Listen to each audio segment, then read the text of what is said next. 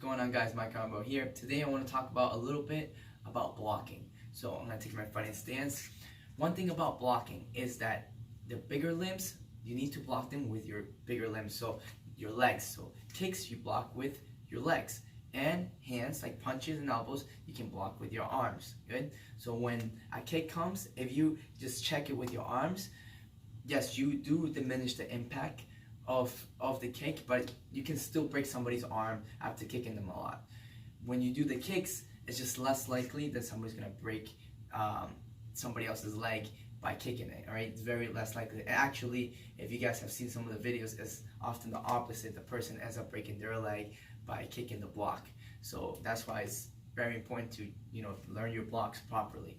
When I block with my legs, I want to always keep my base. So if I get kicked, I want to put my leg up and I want to block with the top part of my shin.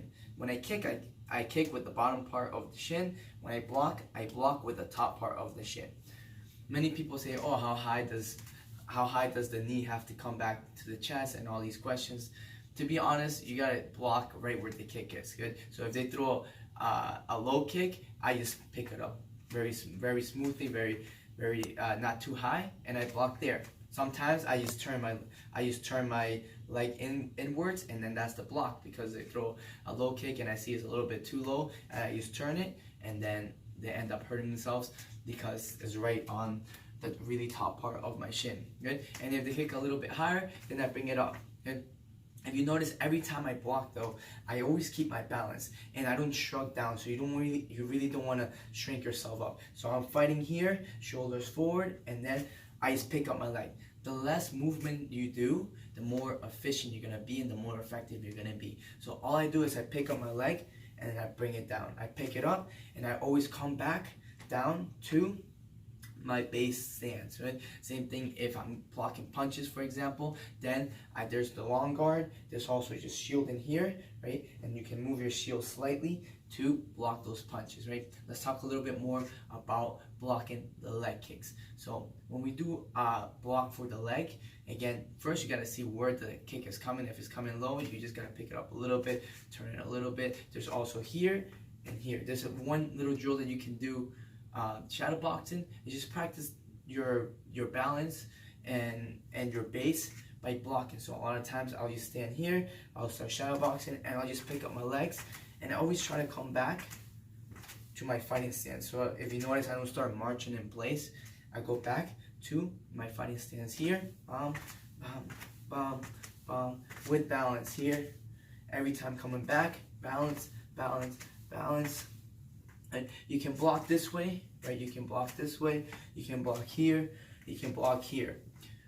The best and most efficient is here and here, just because the movement is a lot shorter and I can come back a lot faster to my base fighting stance. Good. So for example, if I do this, it just takes a little bit longer for me to come back, right? If I do this, it takes a little bit longer, but you'll see a lot of fighters do that, and a lot of it is just reaction.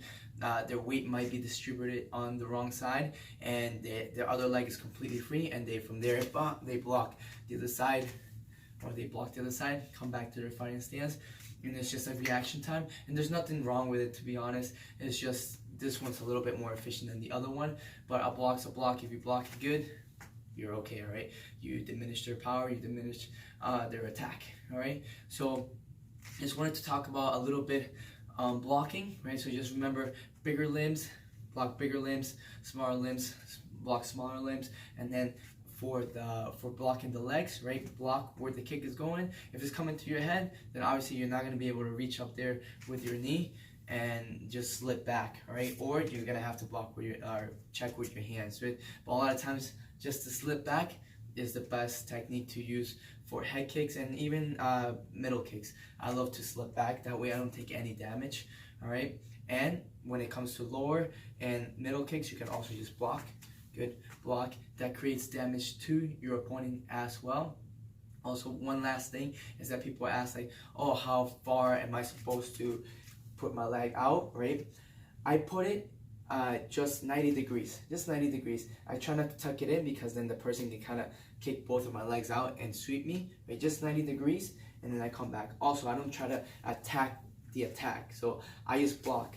Why don't I try to like attack the attack, right? So as in I try to extend my leg, because if they fake, they're gonna catch me. So I want to block myself, and then that's it. If they do a fake, I come back, I have a nice solid base where I can react to their second attack that comes from after the fake, good? But if I'm trying to follow their hands, for example, for punching, or if I'm trying to extend my legs while they kick, trying to block it, then they can fake me out and they can catch me with something else, good? So you gotta keep your eyes open, long guard, shield, move around, bob and weave, sweep, move your head, right? And with your legs, you just block, or you can slip back, all right, guys? So those are the basics of blocking, some of the basics of blocking, and I hope that really helps. If you have any guys have any questions more about blocking the kicks or blocking the punches, please comment below. Thank you guys for watching. See you guys next time.